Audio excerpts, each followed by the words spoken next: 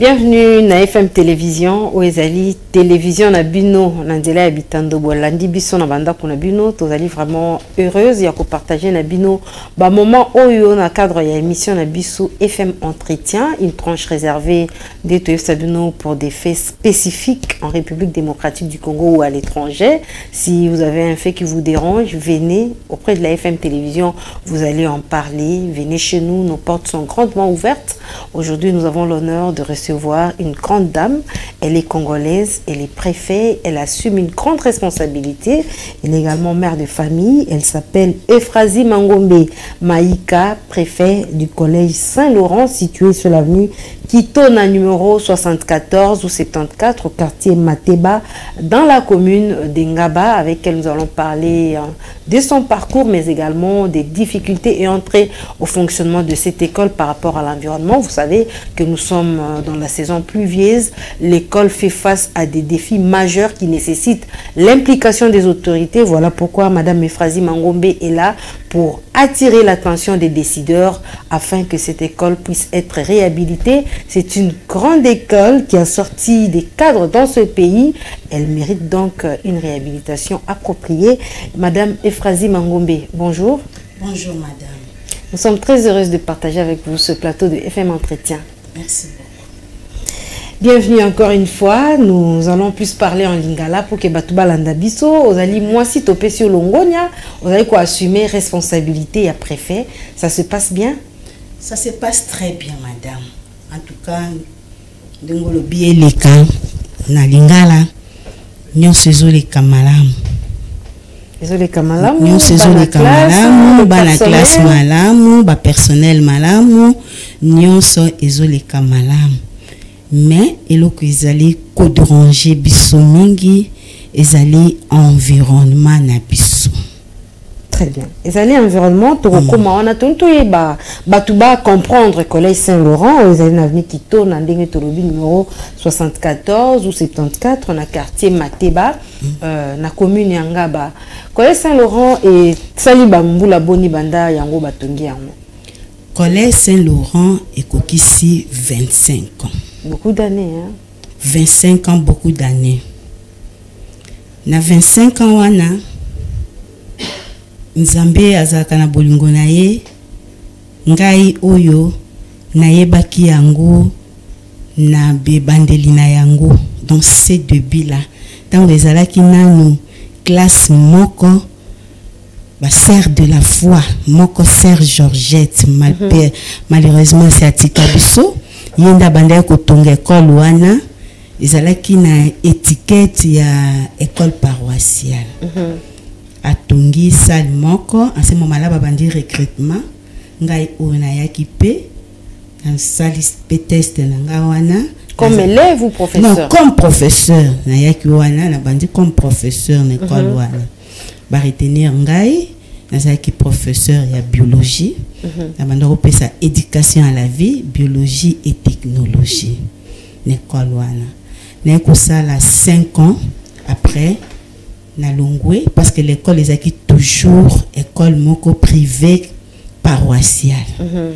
Na ngaki na koma na agent à l'état na za na numéro matricule. Tant opportunité moko ya ko fungwa na lycée Mpiko, il a fallu ko kende na lycée Mpiko alemba ko ça la test. Nakindaki, nasali test na ngai, nazalaki retenu. Wana comme professeur? Comme professeur toujours. Nazalaki retenu, naeko sa na lycée Mpiko 8 ans.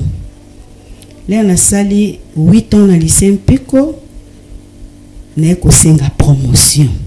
Na mimonaki que en tout cas je mérite nazala ba capacité na ngai esengeli na komeli ba autorité, naeki ozwa ngolu. Baepe ko pesanga promotion comme CP, conseillère pédagogique, batindingai, bafecte ngai na lycée Maman Dianke ba délimité. De là, j'ai fait 3 ans. Après, na collège Saint-Raphaël délimité. Là, j'ai fait 5 ans. Après, na eu promotion, na collège Saint-Esprit comme DE. De là, kotinda siko bazongi singa na école na ngai na bandela ka musala bazongi singa na collège Saint-Laurent comme préfet. Vraiment, madame, expérience non, Ezali et Sengomingi na Kango, Ezali une femme congolaise, on créer émulation dans les téléspectateurs, bazali kolanda biso, ba parents, to ba na classe, comment on a moi si na musala ya kotangisa ou franchir ba échelon na okitoko. Expérience dans ce wabio partagé na basi obazo landa na FM télévision parce que chez nous nul n'a le droit d'être seul sur la terre. Basi obazo landa ba anga na tangisa na ngati na kiko tangisa na comme enseignante mais le lo ezeli sengope lo ngonya to pesio ya komona yo ozali préfet na collège Saint-Laurent otangi parcours na yo moi tout au pesio en quelques mots Hollande oyebisa basi obazo landa yo oyo pe ba ko sala métier oyo ya kotangisa conseil ni ko pesa bango. En tout cas, métier à kotangisa, c'est un métier moko malam. Ngata on nazaki bo mwana, na bande koloba na un médecin. Raison pour laquelle na humanité na salaka biochimie. Avec l'idée que na kende ko sala médecine pour na comme un médecin. Mais bon orientation en Zambie, ezaka ko soigner corps té, mais ezape ko soigner ba mitu. Ya bana biso ozumu tumoko nul ezani le côté yo façonnango okotisi matière ekoli. C'est vrai sur le plan financier ndenge boyebi ba enseignant tozalaka na mbongo mingi te. Mais moi personnellement je me dis toujours que métier na biso ya enseignement oyo to tangisa kabana eza métier moko qui résiste à l'usure de temps. Vraiment. Ces métiers résistent à l'usure de temps. Pourquoi? Dans 8 mois, peut-être qui na 12 ans. Natangisi a komi mokolo le mso ngai personnellement na bosani na liki na liboso abane belé. Mais le mso ko vanda ka bo moni moi moko azoleka. Bonjour madame Efrazi. Vous m'avez enseigné au lycée. Bonjour madame Efrazi. Vous étiez notre CP, vous étiez notre professeur, ainsi de suite. Pas très longtemps, qui na HG, il fallait se faire consulter. Na côté na bureau à médecin wana, na tourné curieusement kakaboy comme na docteur Lebig. J'avais des Lebig au collège Saint-Raphaël. Ce n'est pas vous par hasard. Il me dira, non, ce sont mes petits frères. Mais moi aussi, je connais bien l'école. Vous voyez que, comme professeur, il y a des konaye, comme professeur, moko parce que les bases est belé pour baïbi son sens wana. Tout à fait. Au moins que base une attention moko très particulière envers Bino. Bisi comme ça, ils ba porte kangami. Les baotala kabwe oh madame Nabisouti c'est catholique ça ou des fois parfois au télémaki na on arrêt de bus transport très difficile mutuka moi kei wa zongi madame c'est madame Efrazi moi c'est elle.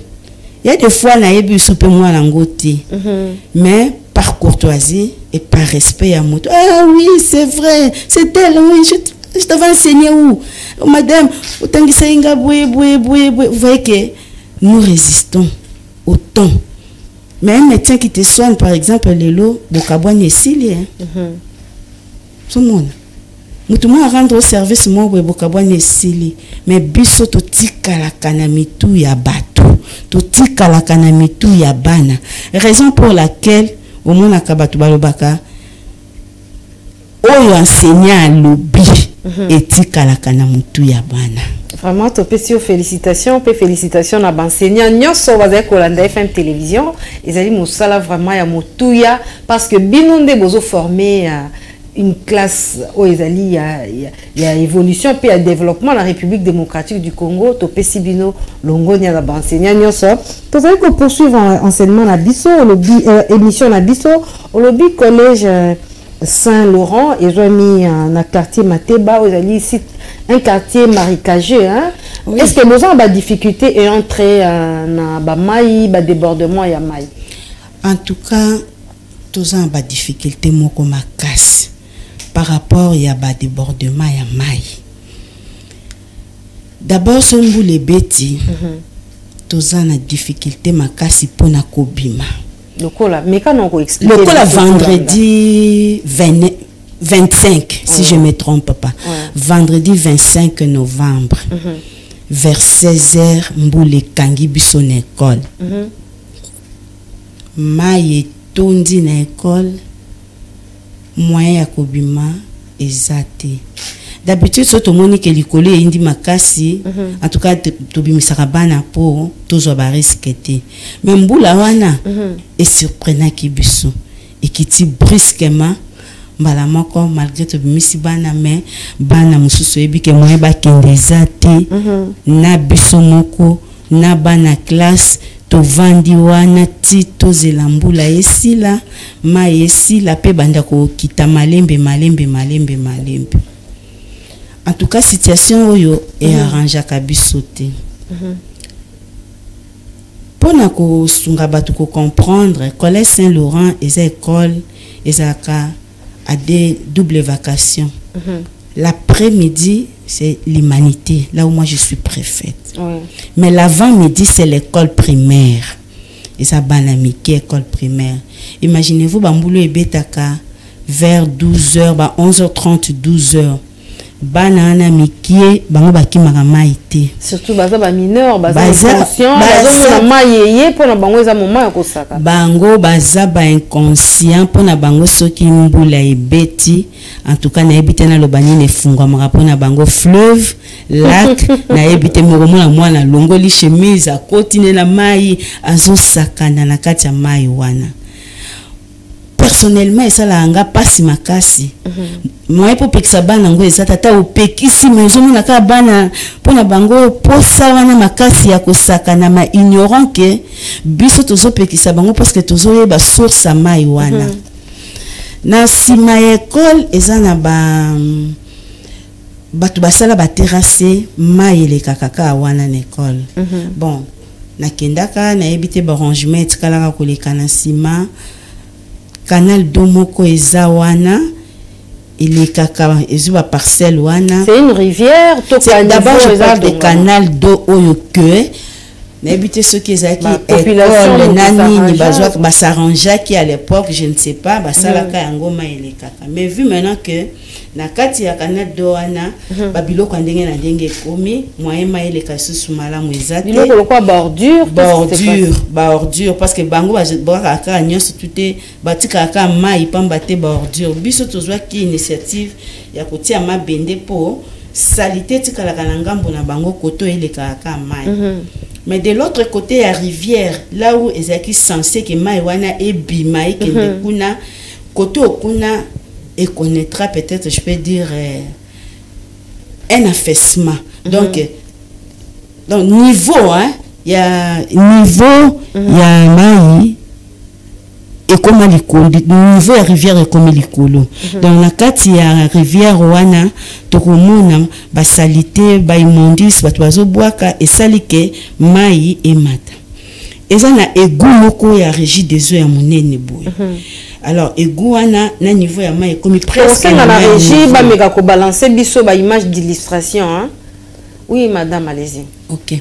To mona ke niveau ya rivière wana na egu wana comme presque ndenge moko ce qui salité ye ole leka et kolekate ce que ko sa nini et refoulé yango moni ba canal donyo surtout oyo mai le kaka et comme isko ko zongisa mai na kati ya école okomona ke même basa na cour ya école ne parce que ceux qui écoutent bongo et sika okendezate et débordé bon na cour école ndenge ezaki et tondi mai ekoti na porte d'entrée ekoti o euti na egouane ekoti o même na issue ya secours moko tozaka nango na sima kuna bomona ke mai ekoti etondi.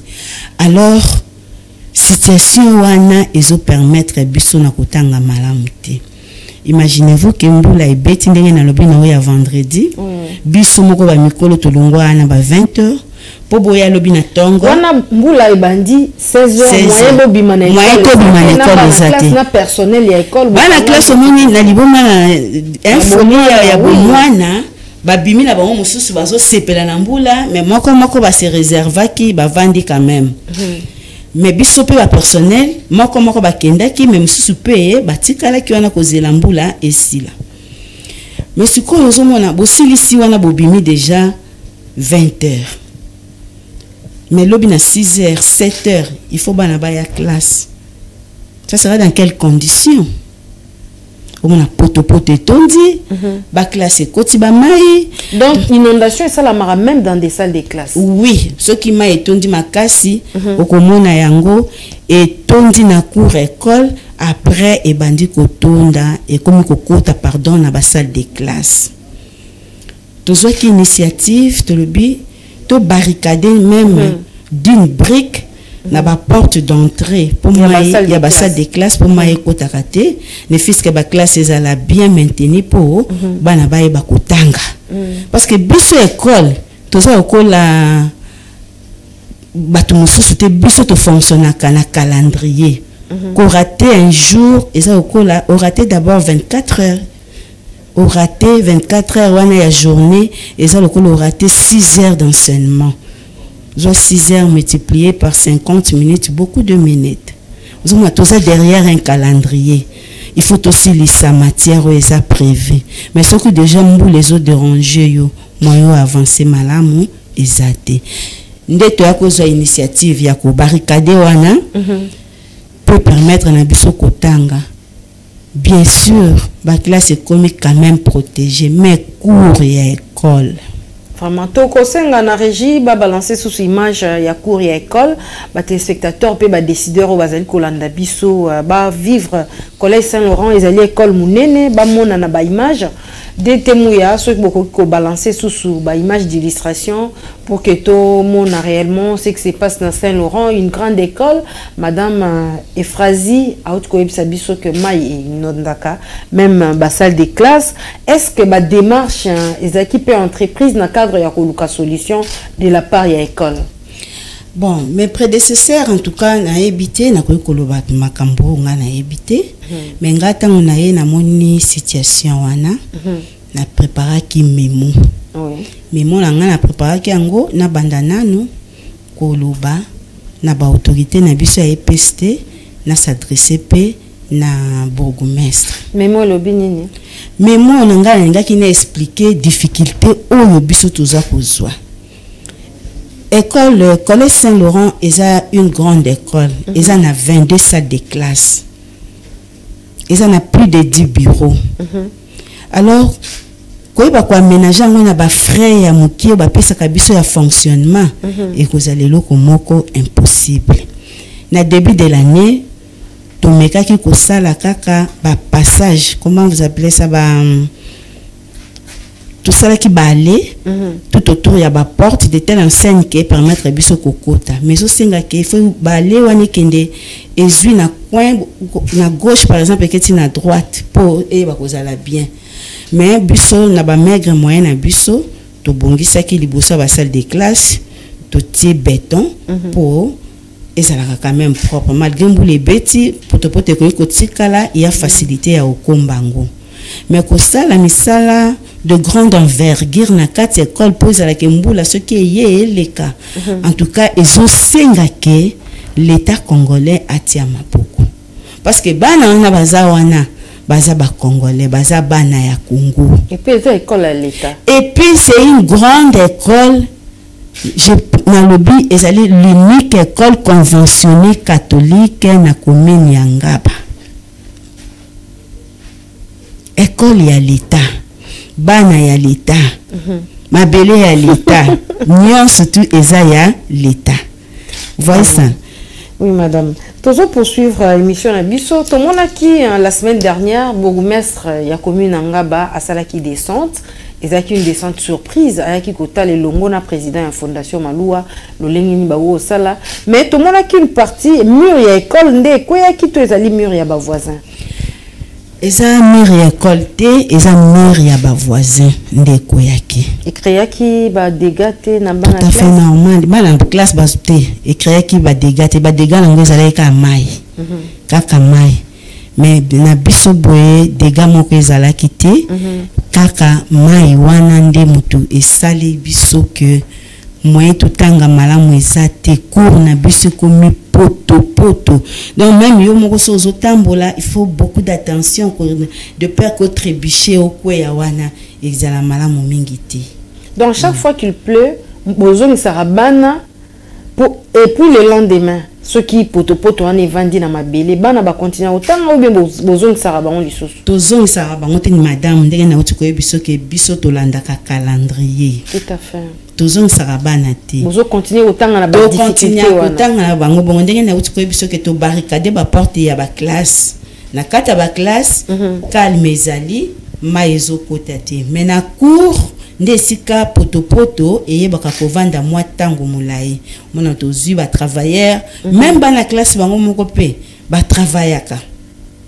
Donc tala souci moi na zana aye kotanga mais azana posa tanga na environnement moko sain au mona pe mutai madame je vais balayer asengile mususu pe kombo o paye retard pe na cadre ya éducation a koti pe wana kombi mais ozomona ke malgré que combat poto eza poto et que l'on na combo te tout à fait et que l'on na combo te to soit qui na début d'année initiative to loni même ba fleur ba palmier mais moyen bota malamu exact pourquoi parce que terrain est marécagé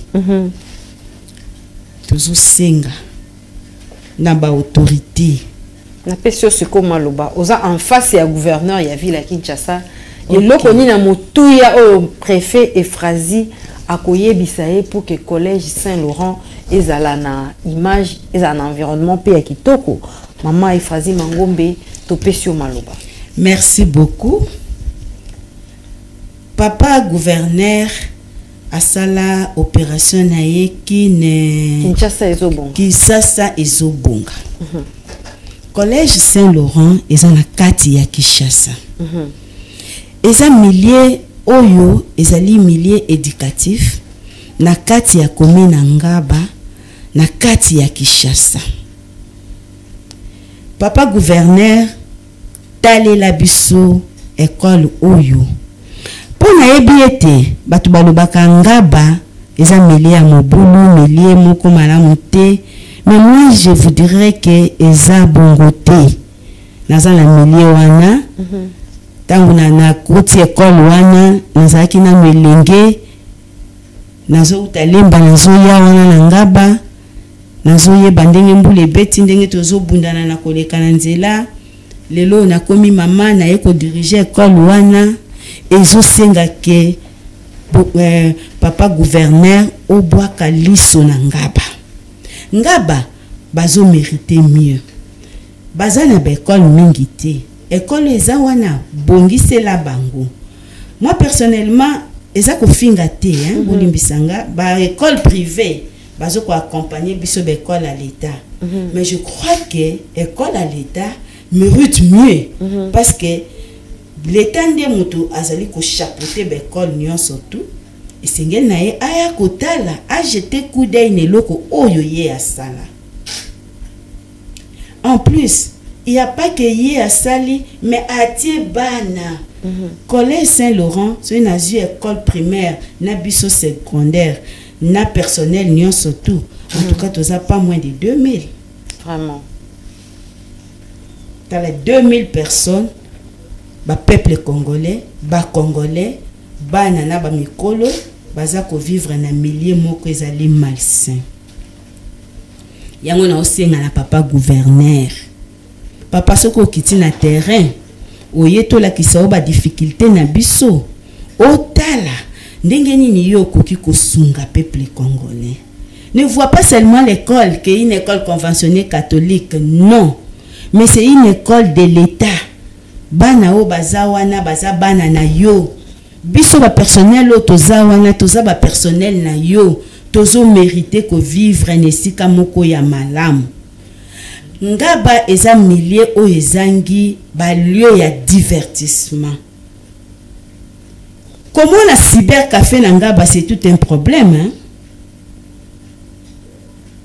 Que au moins la cybercafé moko il faut bima soit na rond-point Ngaba soit au bima terminus. Pourquoi? Baza ba congolais non? Baza ba na Congo, bazo mériter l'espace tozana ngwana biso par exemple l'école wana toza akaba nebele so to lobi lelo ke to sala lié à divertissement Ce qui est une école un samedi ou bien dimanche, au moment que bananion surtout, ba ko betaka bali wana. Moi ko pekisa bango ezate pourquoi bazana besoin ko sakana. Bazana besoin ba sala au mwana koki ko sala, mais sika ezate ba sala ngo wapi na école. Donc au moment que école les toujours n'a besoin à encadrer bana d'une manière ou d'une autre. À part l'enseignement ya kotangisa bango mais kokolisa bango pe kopesa bango mayele mosusu mayele lenga na senga toujours na nzambe pesa ngai intelligence pe sagesse ezala kaka physique te mais ezala pe spirituel koyeba komona musika koyeba komona déjà likambo nga nazomona ekolo na lelo te lelo ekokisi 25 ans mais nazomona ngo soit 25 ans, sous 50 ans, tant que ce qui l'État intervenir, et recommandé. Tout soit quand les sungi, basaya biso ba toilette. Mais ba toilette ango basaya kango par rapport à niveau, il y a sol les acquis presque même niveau. Maintenant que ça, il y a affaissement pour tous un terrain marécagé et comme presque même niveau. Donc mai wana sur les oleka. Nyon sope continue ba toilette. Poto et tikali esika wana même pour na ba travailleurs ba kokoya ba papa ba tubakoti ba bundi ba sali musana kati nous on est là seulement ma papa travaillait beaucoup ko sala to kende parfois accompagner bango po o motiver bango na musala ngo mais au fond de toi yo mozoye ba ke tâche o nazo senga bandeko eza passé ba obimisa salité akati bazui raclette ma savon bazui soude caustique ba produits chimiques ba tie ba bimisi mais les milliers l'école a une grande difficulté l'école vraiment a une grande difficulté papa gouverneur sunga biso papa gouverneur kita na école wana oya tola kisayo ici que zali otala collège Saint-Laurent pour votre gouverne eza école à monene et bimisa bato ebele ba bazo yoka ngai ba ebike to bimisa bato ebele ba avocat ba médecin n'importe en tout cas bato ya lolenge na lolenge ba bima wana c'est pour dire qu'il y a la formation. Il y a la formation. Tous les enseignants sont qualifiés de la même manière que les enseignants sont éparpillés dans la ville à Kinshasa. Mais vu le milieu, les enseignants ont moyen de rémunérer malam ou mingi exact pourquoi parents ont la milliard lobi ah ma poto bueno tamwa nangate. Mais or azumwa na longoli na ngaba akene na musika combien de risques mais pendant que enseignant azotangisa wana basi ça peut-être classe moko na enseignant oyo na aza peut-être na collège Mobutu vraiment vous voyez seulement différence à milliers et ça li peut différence ya vi na bango alors pourquoi pas l'état bon c'est la biso pourquoi pas l'état tala likambo wana ayeba ko sala quelque chose à matisa niveau ya école wana nga nazomona ndenge l'état azobongisa ba école namoni iti limité namoni mokengeli l'état chef de l'état pe azali na sima wana parce que ebi azali ko prôner évolution en secteur éducatif akoki pe kolanda yo tata mokonzi ya ekolo akolanda akoki te mais akolanda yo na FM télévision maloba na o ezali nini en tout cas papa yo za papa ya biso nyonso nga na beti mbela pona commune ya Ngaba Mobimba école collège Saint-Laurent eza école ya monene na sengi na bino boya ko réhabiliter yango ezo mérité école eza na 22 salles de classe plus de 10 bureaux eza école moko ya monene ezali na bana soki na zui école primaire école secondaire na biso ba personnel nyonso toza wana tokoki kokoma 2000 tala yo moko biso toza ba congolais pe tozo mérité papa kanisela biso na ba programme na yo kotisa pe quelque part collège Saint-Laurent ngai na sali plaidoyer na ngai pa ina wa tant que papa ngai na ye wana tant que maman na kibo mama na ngana kokai kokanga maboko ka boete ke natala ka situation zo sombre nde yango na betimbela na senga kina le kana télévision po yo kanga pour ceux qui na sali ba lettre na ba lettre et ko ça bloqué quelque part ceux qui na ko senga ba audience peut-être na ko zwa yango te yango wana na profiter na le kana émission pour gouverneur ministre EPST yo moko papa mokonzi ya mboka mama pe numéro 1 boleka kotalela biso école wana ils ont mérité mieux ngaba mérite mieux le collège Saint-Laurent mérite mieux en tout cas malubananga yango wana. Très bien, merci beaucoup madame Ephrasie Mangombe Maïka.